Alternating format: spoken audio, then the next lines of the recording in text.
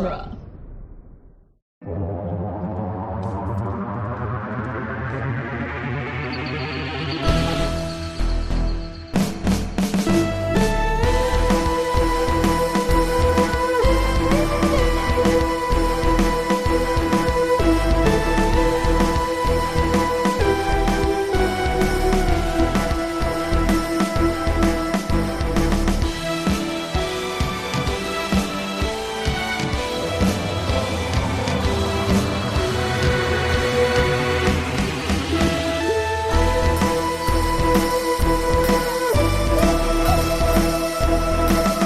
Doctor Who: The Long Way Round, the weekly podcast where we review and discuss every episode of Doctor Who, one doctor at a time. I'm Nick Jimenez. I'm Scott Corelli. And I'm Cassandra Fredrickson. And today on the show, we'll be discussing episodes 4 through 6 of the Faceless Ones, the Second Doctor's sixth story. Oh, yeah. Yeah. So where we last left off, I don't know. The whole plane of people disappeared. Yeah. It was like the lost ending, the J.J. Abrams ending. Yeah. Or the leftovers, except there were no leftovers. Pick your poison. Yeah. So that takes us into episode 4.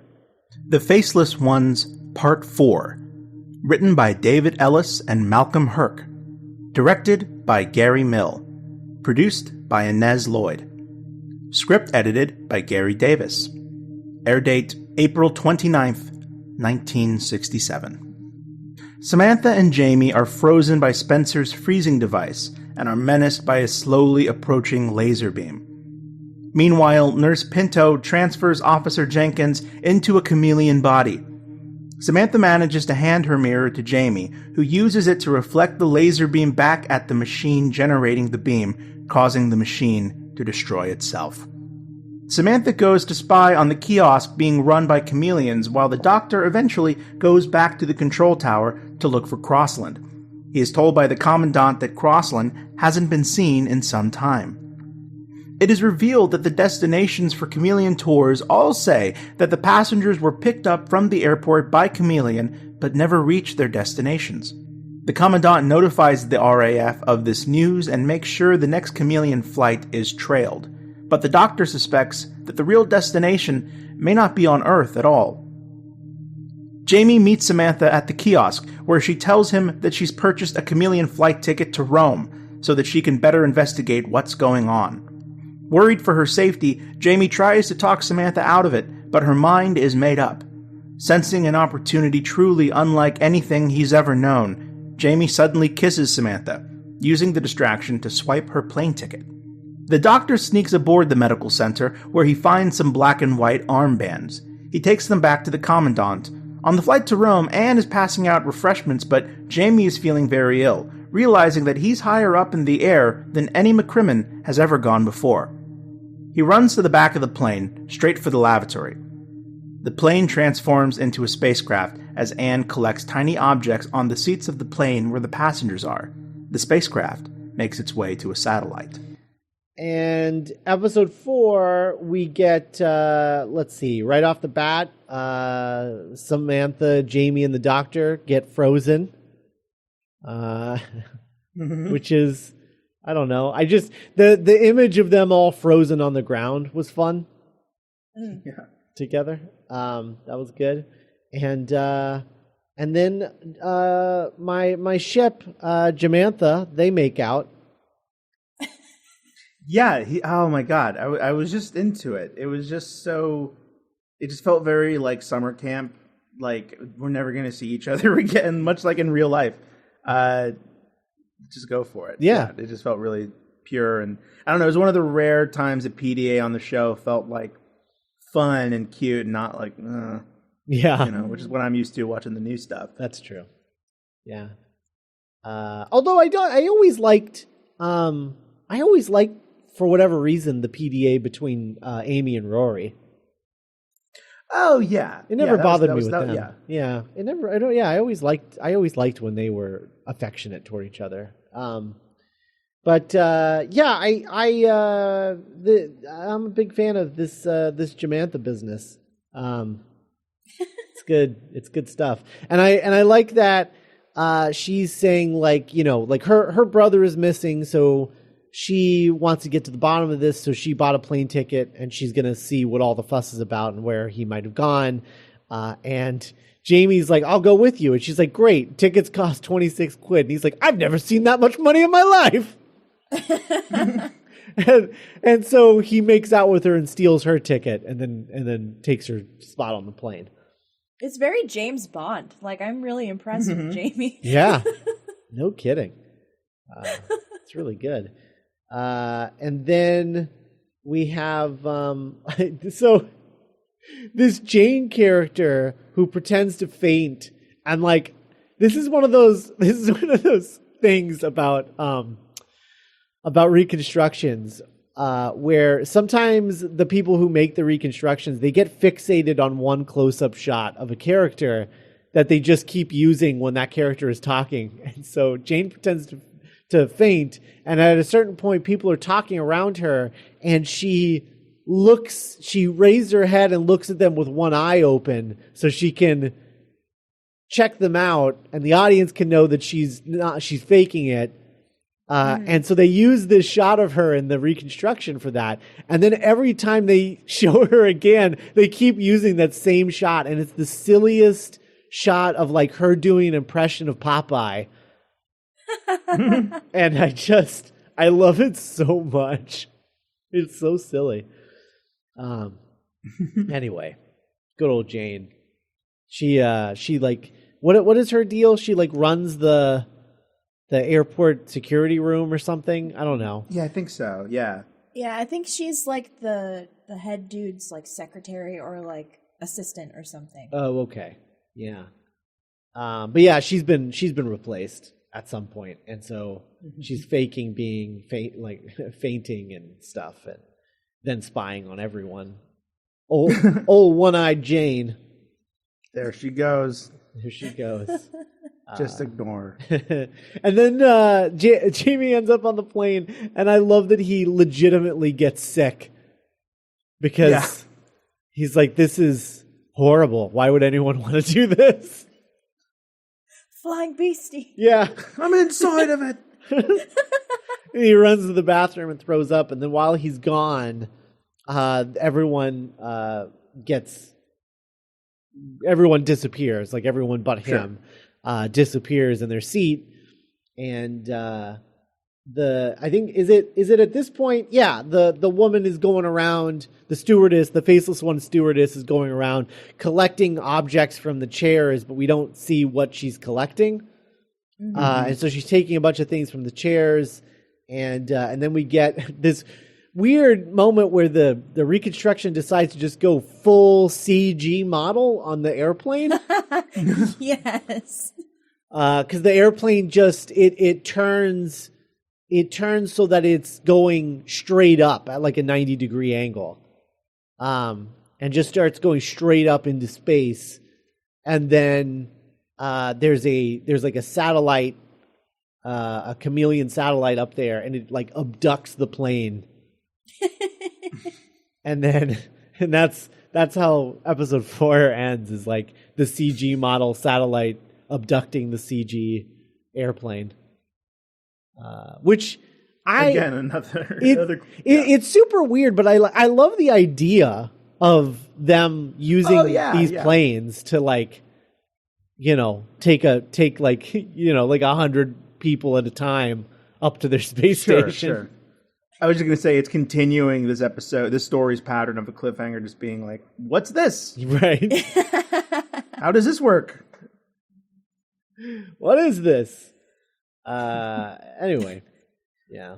Am I missing anything in episode 4? Episode 4 is, I like episode 4. I think that's I think so. Yeah, all right. So episode 5. The Faceless Ones, Part 5. Written by David Ellis and Malcolm Herc. Directed by Gary Mill. Produced by Inez Lloyd. Script edited by Gary Davis. Air date May 6th, 1967. The spacecraft docks onto the satellite where Jamie follows Anne as she drops off the tray of miniaturized objects to the stockroom. When she leaves, Jamie discovers that the objects are actually the shrunken passengers. He's caught by Anne and 2 chameleons. The chameleon disguised as Meadows is apprehended by the Doctor, and the Commandant and he explain everything. A disaster took place on the chameleons' home planet that destroyed all their identities. The armbands are being used to help them steal the identities of the so far 50,000 young people they've collected. He also tells them that Nurse Pinto is the one in charge of the transfer process. They go back to the medical center, kill the chameleon Nurse Pinto, and begin to revive the real one. Back in the stockroom, Jamie is freed by Crossland, only it's not Crossland. It's a superior intelligence called the Director. The Doctor decides to take the last plane to the satellite, where he will pretend to be a chameleon. The Director asks Jamie more about the Doctor while he prepares the transfer process. Deciding that he can be more useful to him alive, the Director has the Doctor and the real Nurse Pinto taken alive when he arrives at the satellite. Jamie gets out of the bathroom and then starts investigating the satellite mothership thing. And he's running around. He eventually sees the stewardess lady putting these little drawers away. It looks like the drawers that they keep your in-flight meals in, sort of. It also looks like where the Death Star plans were stored in Rogue One. But he sees her putting these drawers away, and he's like, "Well, I'm going to go investigate these drawers." And he goes and he looks in the drawers, and there's little doll people, like little frozen doll people. So they froze the people in their seats and shrunk them down, and then they're storing them in these drawers to be turned in, like to turn faceless ones into their copies, and then pile them back on the plane as all faceless ones, and then bring them back down to Earth. And so that is the chameleons' plan to invade Earth, is to just slowly take everyone on a vacation that they're not going to come back from. It was a little more tame or kind than I was preparing myself for. I'm kind of used to in the new Who stories. It seems like 2,500 people went missing, and they all got turned to jelly. But we're going to save this group of 5 people, and everyone's just going to have to deal with the fact that 2,500 people got turned into jelly. So I liked it how it was like, oh, they were frozen. It kind of made it more of a romp. Mm-hmm. Absolutely. So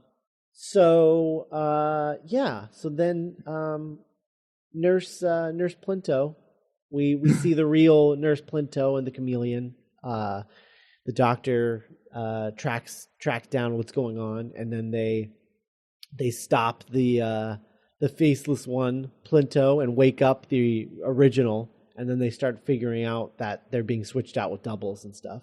Mm-hmm. And then Jamie gets kidnapped. He gets found by the lady and the stewardess lady, and then gets taken into a place and turned into a faceless one. And we get to hear what is the actor's name? Fraser something. What's his? Fraser Hines. Yeah, Fraser Hines. I kept wanting to say Fraser Crane. Sure, of course. Yeah, I do all the time. Yeah. So we get to hear Fraser Hines' real accent as a faceless one, because he doesn't use his Scottish accent unless he's pretending to be Jamie. Yeah. It's like when you get to hear David Tennant's real accent. Yeah. Only the reverse of that. Right. Yeah. Ew. Yeah. That's pretty much it. Jamie has a double. The Doctor and Samantha end up on the mothership. They go up there to go investigate the doubling situation, and then they get surrounded by chameleons. This is a cliffhanger. Yeah. That's how you do it. They got surrounded. How are they going to get out of this? Finally, after 5 episodes. Yeah. They figure out a cliffhanger. How are they going to get out of this? Oh, man. Oh, God. Oh, man. They're actually surrounded. It's not just a cold room this time. The Faceless Ones, Part 6. Written by David Ellis and Malcolm Herc. Directed by Gary Mill. Produced by Innes Lloyd. Script edited by Gary Davis. Air date May 13th, 1967.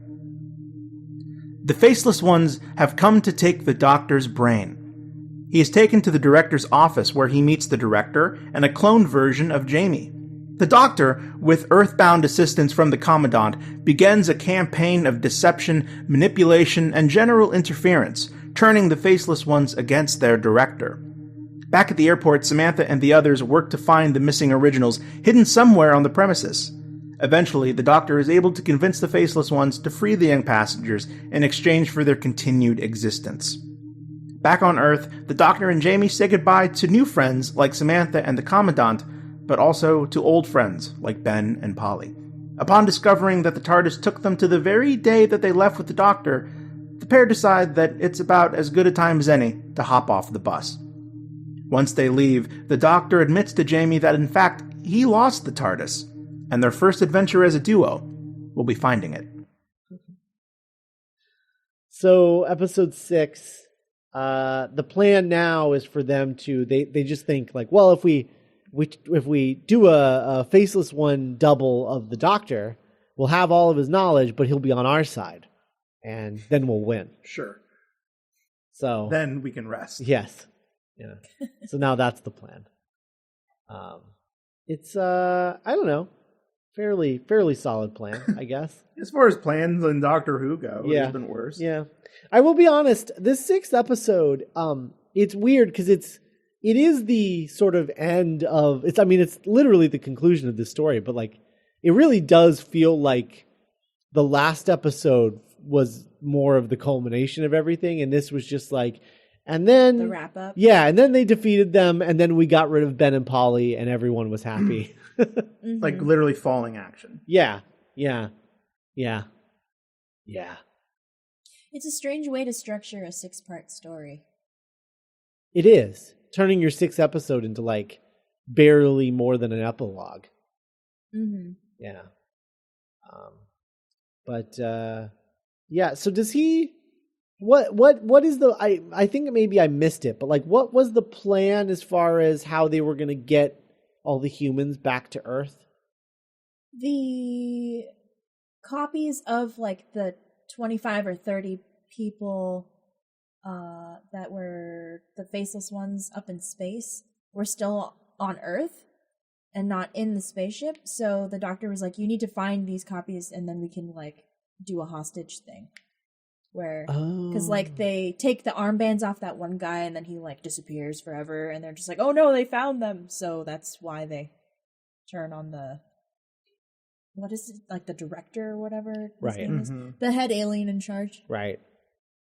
Yeah, the head alien dude is he's very, just no emotion whatsoever at any point in these 6 episodes. Which it's great for. Yeah, it's by design, but it's just yeah. Yeah. I was gonna say it's great for a reconstruction. yeah, that's very true. That's very true. Yeah, and as far as which episodes existed, those were episodes 1 and 3. So in our last episode, we had 2 that existed, and this week, in this episode, 4 through 6 were all reconstructions. But the plane goes back down, straight down, 90-degree angle, and then everybody's safe. They do the exchange, and everything's hunky dory. And then Jamie and the Doctor try to leave, and Ben and Polly are like, "Hey, where are you going?" We're like, "Well, we're leaving. It's time to go." And they're like, "We don't maybe." we just got turned back into ourselves and, maybe we just want to hang out for a while. They find out that it's like the day they left, right? Right. Mm-hmm. No time has passed. And so they're like, yeah, I think maybe we'll just stay here. They're like, okay, see you, bye. Yeah, it's depressingly mundane. Yep. Yeah. It's how you when you're traveling with people and you find out, well, I'm actually going to Belgium. Like, oh, okay, man. Well, take care. It's like all of a sudden they both kind of like, we don't really want to do this anymore. We're kind of ready to bounce now that we know that we're back home. We're like, maybe this is how we And the doctor's like, okay, well, that's Jamie. And Jamie's like, I don't even know what you guys are talking about. Yeah. And Jamie is sort of transfixed on Samantha, and he's like, "Hey, do you want to come with us?" And she's like, "No, not at all. No, Not really. no." This wasn't fun for me. Yeah, and he's like, "Well, all right, see ya." And she's like, or she does that thing where she's like, "I'll see you around." He's like, "Where?" Yeah. She's like, ooh. Reminds me of that moment in Shaun of the Dead where he's like, I want to do things with my life too. And he's like, when?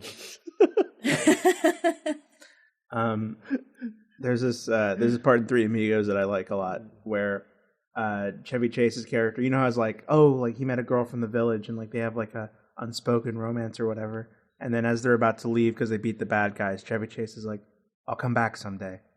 And the woman goes, why? And he's like, never mind. Yeah. But yeah, then even though what I watched, even though it was a reconstruction, it ended on a filmed image, like a moving image of the doctor and Jamie walking away from the camera with their backs to towards their next adventure, and it really it seemed like something out of Chaplin. It did. Well, I mean, it was a reused shot from the episode where Polly gets kidnapped. Okay. Yeah, so they just reused that footage and slapped it in there. That's great. Yeah. It was like the kid. Yeah. Yeah. But yeah, Find the TARDIS. this is I think this is a fun story. I really do. I just like the invasion of the body snatchers angle. I like that their story sounds insane. I like that there's flying beasties. I like the Chameleons plan. I don't know. Like the whole thing is I think it's a lot of fun. I like this, and I love how mod and 60s it is. It's cool. I don't know. It's fun. Yeah. It's certainly the weakest of that round of episodes I was talking about in our last podcast, but I think it's a fun, even if it is the weakest, I wouldn't call it a weak story overall. It might be a weak sign off for Ben and Polly, but that's another argument. Yeah, definitely. And I think it's sort of small, restrained tone and nature doesn't always translate well to the only way that people can watch it, which is unfortunate. Yeah. But there's definitely I love so many moments of the adventure, and there's so many great little character moments, and Samantha's a really fun one-off companion, I guess. Yeah. I mean, it's like it's like I've said. I think I've said this on the show a few times. Like I think it would be so smart for the BBC and an animation studio to get together, and like a legitimate animation studio, not like the Flash animation. Yeah, not that Flash animation the invasion. stuff. Yeah, no, like a legitimate animation studio sort of getting together and taking these classic Who stories, even the ones that exist, and just sort of remaking them, rewriting the stories to be like sort of paced up a little bit, and turning them into like these little like 2-part 20-minute cartoons. And it could be an annual tradition like the Christmas episode where it's like once a year it's like, oh, here's for 2 nights. I mean, I want full seasons. Like I just where they did that kind of for they did like that movie cut of Enlightenment and Kinda, right? I think yeah, but I don't think did they cut anything out of it, or did they just splice together the cliffhangers? I think they did cut a little bit, but I don't remember. It's been a while. Yeah. Like I want them to like literally like rewrite it. Just like take the concept and the characters, and stuff. Yeah, and just rewrite it so that it's paced up to more of like modern standards. Mm-hmm. And that doesn't mean that we're getting rid of what we have. It just means we would have both, Right. Mm-hmm. I just think that'd be cool. And this would be a story that would really benefit from that, I think. So, anyway, BBC, call me. Right. Hit us up. Yeah, hit us up. We'll work on that for you. Plus, it would be like a really cool and like easily accessible way for people, especially kids, to get into classic Who. Yes, and appreciate all of the Doctors and not just the new ones. It's like, hey kids, there's like a dozen Doctors. Yeah, that have some pretty fun stories, but it's just that it's not available. It's not easily available for kids. Yeah, right. Yeah. Yeah, no, I would do everything. You just do, I mean, kind of like what we do. You do 7 episode seasons, or like 14 episode seasons, like all 2-parters. And each 2-parter is like just first Doctor, second Doctor, third Doctor, fourth Doctor, fifth Doctor, sixth Doctor, seventh Doctor. And then you do the next season and you do another one. Yeah. It's kind of like Forces of Destiny. Yeah. And then you check in with these characters. Oh yeah, totally. And then you could even do a spin-off series that's just like the new adventures of the 8th Doctor or something. And do an animated series. I want him to voice an animated series so bad. Oh, it would be amazing. He has the perfect voice for it. I know. Yeah. And he's so like, adventurous, and it would just be perfect for an animated Doctor Who animated show. Be awesome. Anyway, so there's that. Again, BBC, call us. So that's where to contact us. Yeah. So that's the Faceless Ones. We will be back next week with The Mind of Evil. Oh hell yeah! Which is just the most James Bond that Doctor Who ever gets. Yep. That one's a lot of fun. I still haven't decided if I'm going to watch the color one or the black and white one. Oh, the black and white one's so good. I know it is. I know. But I always watch the black and white one, and I haven't seen the color one. Okay. Yeah. So I don't know. Anyway, Mind of Evil next time. And yeah, if you're on Facebook, join the Facebook group, follow us on Twitter, TDC Pod, all that stuff. Check out our other podcasts, and check out our Patreon page, duelinggenre.com/support. Become a Patreon member. We've lowered our price of entry, so now you can get everything for $3 a month instead of $5 a month. So if you want to, help us make it easier for us to do these seasons more often and everything, go check out the Patreon page and support us there, and it'll really help us out. So go check that out. That's duelinggenre.com/support, and we will be back with The Mind of Evil. Bye, everybody.